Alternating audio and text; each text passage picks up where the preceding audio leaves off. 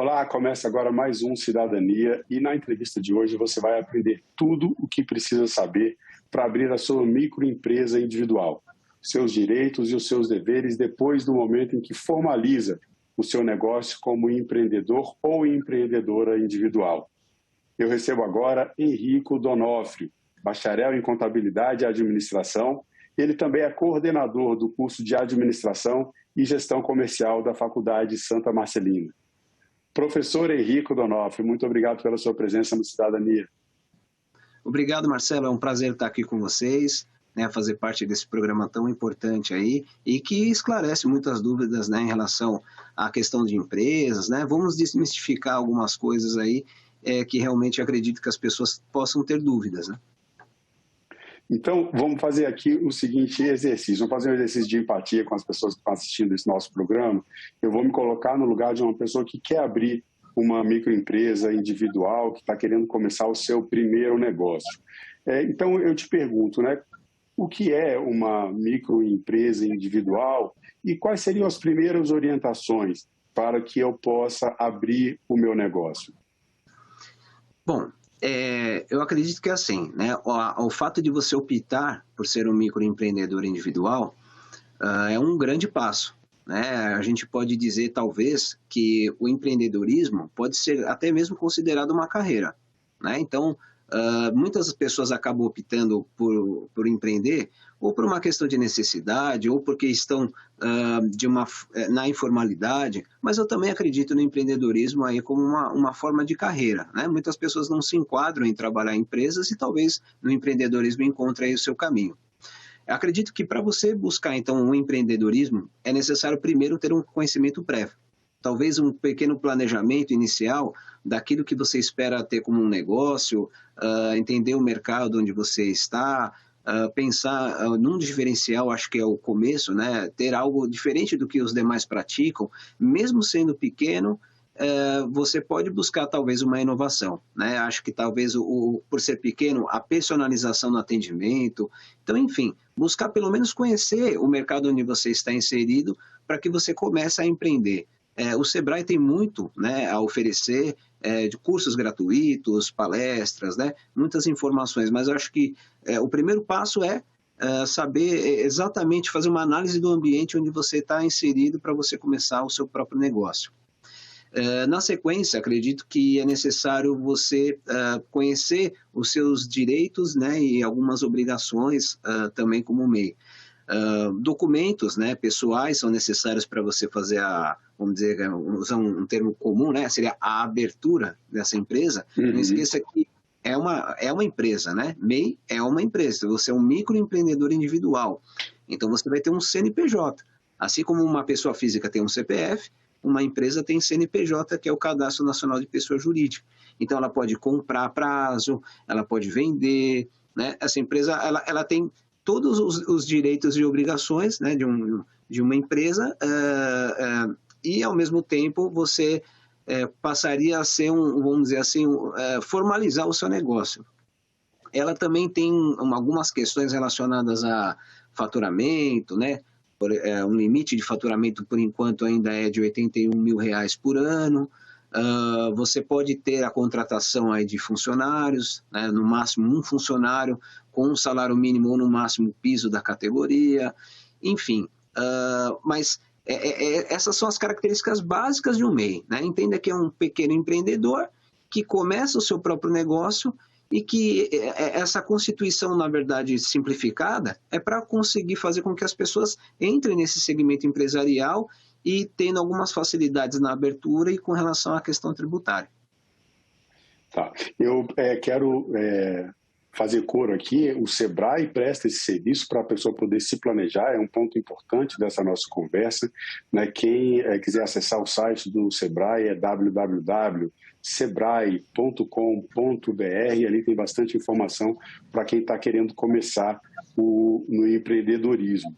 Você citou a questão do faturamento, o limite de R$81 mil por ano. É uma forma simplificada mesmo de empresa, bem mais simples, por exemplo, do que uma empresa, uma microempresa de sociedade limitada. E essa possibilidade que a pessoa tem de contratar pelo menos um funcionário, na verdade, o limite de um funcionário. Agora, para a pessoa se manter enquadrada como uma microempresa individual, ela vai ter esse limite, R$ 81 mil, pelos meus cálculos, 6.750 por mês. E se ela contrata um funcionário, o valor que ela paga, por exemplo, de um salário mínimo, ele é descontado desse faturamento na hora de fechar o ano e saber se ela continua enquadrada como microempresa individual, por exemplo? Sim.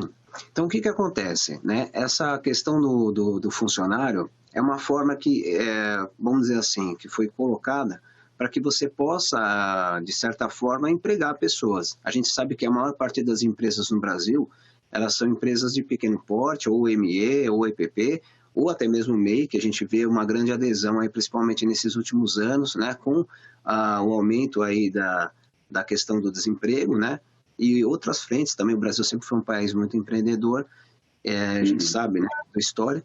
Então, isso acaba afetando, sim, nesse montante de faturamento anual, que por hora é 81 mil reais, mas que né, inclusive foi feita uma votação para que seja ampliado, né, esse faturamento anual, até por uma questão de inflação, de correção, mas aí no caso tendo um funcionário, no caso você teria como ter uma redução nessa base aí desse valor que é no máximo um faturamento de 81 mil.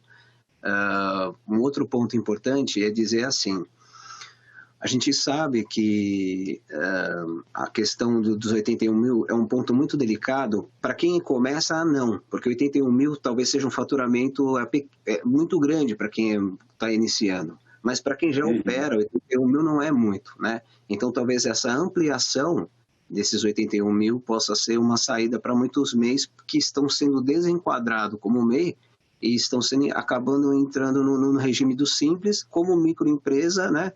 Ou não digo como empresa de pequeno porte, mas como microempresa, e perdendo os benefícios de ser MEI em função do faturamento. Aí vai mudar também o regime tributário, vai mudar uma série de questões em relação ao empreendimento. Mas vamos voltar aqui. No caso do microempreendedor individual, qual o primeiro passo? A pessoa precisa contratar, por exemplo, você é contador, você é bacharel em contabilidade, além de uma série de especializações que, se eu for falar aqui, a gente vai tomar um tempo muito grande na nossa entrevista. Mas dentro dessa área de contabilidade, sendo professor também, a pessoa precisa contratar um contador? Qual é o primeiro passo para a pessoa se formalizar como microempreendedor individual? E aí eu completo a pergunta, tem algum custo para isso? Bom, vamos começar então da parte boa, né, que as pessoas gostam de ouvir. Não tem nenhum custo para fazer essa abertura de empresa, né?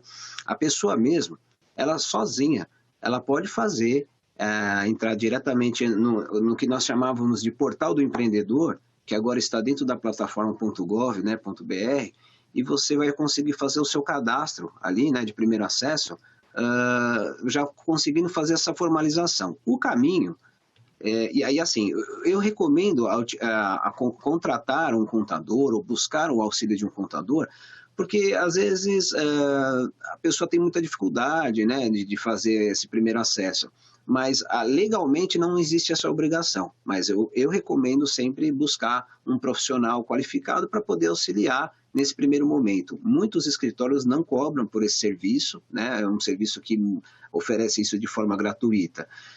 Para você começar a fazer esse cadastro, então, como eu disse, você busca o portal do empreendedor, é gratuito, e lá ele pede para que você, no seu primeiro acesso, como agora é no .gov.br, ele pede autorização de uso de dados pessoais, até por uma questão de legislação, né?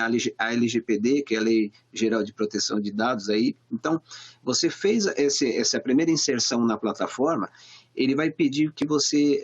existem 3 níveis, né, no .gov.br, que é prata, ouro e bronze. Para você conseguir fazer essa formalização, você tem que ser prata ou ouro. E isso significa o quê? A questão dos dados que você vai utilizar dentro dessa plataforma. Quanto mais integrado for os dados, quanto mais disponibilidade de dados eles forem mais amarrados, maior você sobe nessa classificação. Bem, esses dados são de que natureza? Desculpe, são dados cadastrais, endereço, o que vai pontuar mais ou menos esse prata e ouro? Então, o que acontece? Dentro do site, ele traz para nós assim, cadastro básico, né? Foto, endereço, previdência, questão relacionada à questão eleitoral, internet bank. Ele faz uma amarração em várias frentes que você já tem cadastro e vai tentando fazer como se fosse uma espécie de unificação. Quanto mais unificado e quanto mais integrada essa sua base que você autoriza essa disponibilização, vamos dizer assim, de integração, maior é o nível de confiabilidade, porque aí você, né, de certa forma, está garantindo que é você aquela pessoa, né? Então, veja, você vai abrir uma empresa, então também tem que existir uma contrapartida de ter certeza, né, e evitar o máximo possível de fraudes, que a gente sabe que infelizmente isso acontece. Então, tendo um nível prata ou ouro, que aí você mesmo claramente dentro do portal ele já vai te dar essa classificação. Quanto mais você aumenta de nível de dividir essas informações ou de disponibilizar essas informações integradas, mais você aumenta de nível. Aumentando de nível para prata ou ouro, aí começa o processo de cadastro, né? Então, vai desde o endereço, da onde seria a sua empresa, lembrando que o nome da empresa é o seu nome e o seu CPF, esse é o nome, vamos dizer assim, do microempreendedor individual, basicamente é o nome dele com o CPF, mas que você pode, então, colocar um nome fantasia, né, que seria algo muito interessante, porque imagina assim, você abre uma empresa, como eu, Henrico, né, e aí seja, o nome da minha empresa é Henrico e o meu CPF, né, seria, vamos dizer assim, a razão social da comercialmente não é o nome vendável, né? Aí, então a gente pode utilizar aquilo que nós chamamos de nome fantasia, né? Então, por exemplo, eu poderia usar o nome, sei lá, Delta Sagrado, Forza, né? Nomes que, uma sigla talvez, um nome que a gente diz que seja curto e sugestivo, né? E que faça lembrar o meu empreendimento, né? No caso de contabilidade, alguma coisa que tenha relacionado ou à administração, ou a negócios, né? Então, inclusive, isso já é um diferencial, né? A gente estava falando no começo da entrevista disso, né? Se você pensar no diferencial, se pensar o nome da empresa, é um bom começo. Com certeza, né? Porque imagina uma empresa com o meu nome e com o meu CPF, né? Muito sem criatividade, né? E seria algo que não chama atenção, as pessoas não vão lembrar, né? Agora, se eu tivesse um nome curto e sugestivo, seria muito mais fácil de as pessoas lembrarem do nome da minha marca, né? Ou daquilo que eu quero desenvolver. Então, o cadastro se inicia dessa forma. Seu endereço, né, aonde seria essa empresa, inclusive ela pode ser no mesmo endereço de uma residência, né, porque não necessariamente... Esse ponto que eu ia perguntar. A pessoa, desculpa eu interromper você de novo, mas a gente vai dando uma dinâmica aqui para a nossa conversa. A pessoa pode, então, registrar no seu próprio endereço residencial, e daí pensando também que, às vezes, numa família tem mais de um empreendedor e duas áreas de atividades diferentes, às vezes são dois jovens que estão começando a vida e querem começar já pelo empreendedorismo.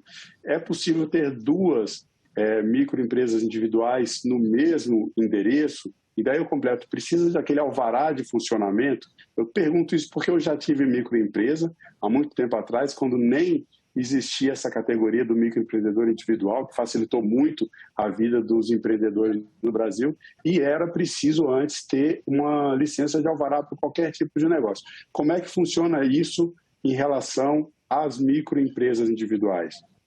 Muito bem.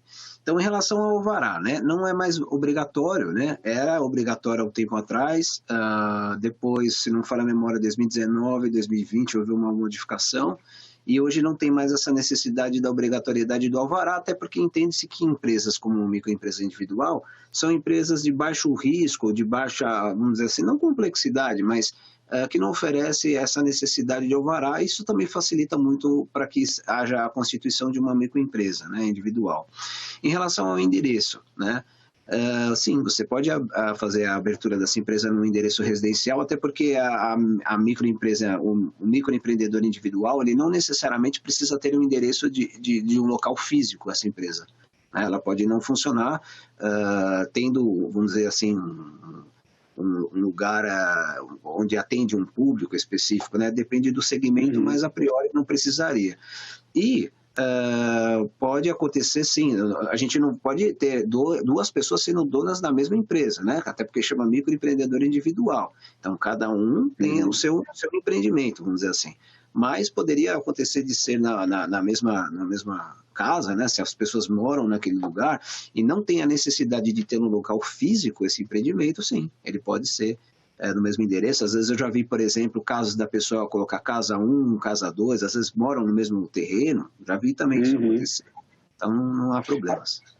Continuando nessa parte aqui do endereço e também nessa possibilidade de duas pessoas da mesma família, da mesma residência, registrarem, se formalizarem como microempreendedores individuais.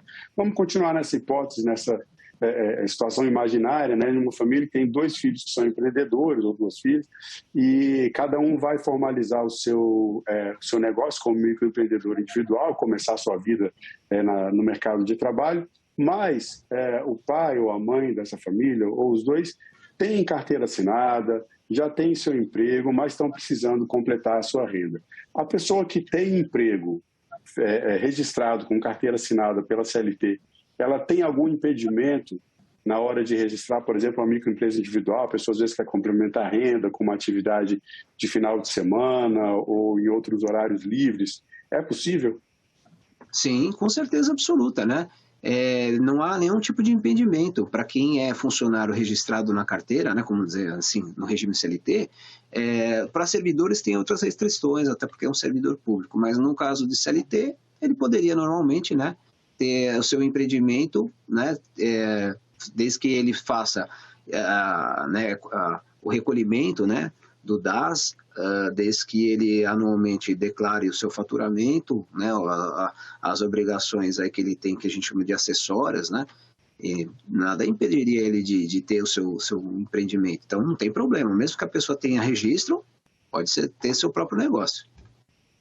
Agora, ainda seguindo no caminho de direitos e deveres, quais são as vantagens de uma pessoa formalizar, sair da economia informal, que a gente sabe que muita gente às vezes fica na economia informal, às vezes por achar que é burocrático o processo, que é difícil, que vai gastar. Você já explicou para a gente que não gasta, que é rápido, a pessoa pode se formalizar como microempreendedor individual. Quais são as vantagens? Que direitos a pessoa adquire? Por exemplo, uma mãe que vai se registrar como microempreendedor individual, ela vai ter, por exemplo, no caso de uma segunda maternidade, ela vai ter direito à licença maternidade, licença médica. As pessoas vão ter esse tipo de direito também sendo microempreendedor individual. Vamos falar um pouco desses direitos que a pessoa conquista quando se formaliza no mercado de trabalho como um microempreendedor ou microempreendedora? Perfeito. Então vamos lá. O que ocorre, né? Eu acho que esse é um grande diferencial do microempreendedor individual. Muitas pessoas trabalham na informalidade, né? A gente sabe dos problemas sociais que nós temos no país, né? Em função de anos, né? Dessa falta de formalização. E o MEI, ele vem de encontro com essa necessidade social, né? De as pessoas terem a possibilidade de fazer parte de um programa, né? Tanto de formalização do seu negócio, como também de fazer parte da Seguridade Social. Então, dentro desse universo, o que isso significa? Bem, em caso de acidente de trabalho, por exemplo, a pessoa tem direito, né, a receber esse seguro, vamos dizer assim, por determinado período, né, logicamente que tem a perícia, né, tem todo aquele trâmite normal que acontece dentro da Previdência, né, mas ela está assegurada. Então, no caso de acidente de trabalho. No caso de aposentadoria, né, por tempo, no caso do MEI, ele não tem a questão são duas possibilidades. Ele pode se aposentar ou por idade ou por uma questão aí se ele fizer um complemento, né, entraria num outro campo que era do tempo de contribuição. Porém, a gente está num processo também de mudança, né? Um processo ainda de transição, né? Mas, a priori, o MEI tem direito de se aposentar por idade, lembrando que é um salário mínimo, né? É isso que ele poderia receber como um microempreendedor individual. Mas, veja, muitas pessoas, até então, nem poderiam fazer parte disso, né? Mesmo tendo a idade, mas não tendo feito a contribuição, elas tinham muita dificuldade de conseguir um arrimo, né? E através do MEI, com 15 anos de contribuição, homens 65 anos, mulheres 62, já conseguiriam por idade, né? Então, isso é uma outra vantagem. A gente pode trazer aí a questão também, né, da licença, né, a questão da licença maternidade. Enfim, a legislação, ela acaba cuidando, né, dessas pessoas que são MEIs, trazendo, ampliando, né, no caso da Seguridade Social, que já é estendido para trabalhadores, seletistas, no caso dos servidores, e também o MEI fazendo parte disso. Então, acho que essa seria a grande vantagem. Eu vou comentar uma experiência pessoal. Eu vi pessoas que foram contempladas, né, pela Seguridade Social sendo MEI. Eu vi isso acontecer com marceneiros, né, pessoas que ficaram doentes, tiveram um AVC, por exemplo, e durante o período todo de tratamento desse AVC, a pessoa teve a cobertura da Seguridade Social, e foi algo que eu acabei, antes disso acontecer, foi eu instruir o marceneiro a fazer isso, né? Conversamos, olha, será que seria interessante eu ter MEI, eu me formalizar? E a gente acabou fazendo. Meses depois disso, a pessoa teve um AVC e acabou fazendo o tratamento, né, todinho, com a cobertura da Seguridade Social. E ele tinha o aluguelzinho dele lá na marcenaria, né? Ele tinha as obrigações dele, e esse valor ajudou muito ele nesse período. Qualquer pessoa está sujeita a passar por um momento delicado de saúde, a ter um problema de saúde, ou ter um problema de saúde com alguma pessoa da família, e a gente às vezes precisa interromper o trabalho, só que as contas não param. As contas continuam chegando todo mês, e aí se a pessoa está no mercado informal, às vezes acreditando que aquilo ali ela pode ser melhor porque não tem que contribuir, não tem que pagar imposto, ela acaba abrindo mão desses direitos que são conquistas, que são pagos, né? A pessoa vai pagar todo mês ali um valor, no caso do microempreendedor individual, um valor pequeno, proporcional ao seu ganho, e vai ter, claro, todos esses benefícios. E falando disso, como é que fica a parte de tributação? Microempreendedor individual, eu lembro as pessoas que estão assistindo que existe uma lei que tem ali todos os seus direitos. Quem quiser saber um pouco mais, é a Lei Complementar 123, aprovada no ano de 2006 pelo Congresso Nacional. E daí eu pergunto, professor Henrico, como é a tributação do microempreendedor individual? Então, olha só, né? Vamos buscar aí como funcionaria. Hoje, vou falar em valores para simplificar a explicação, tá?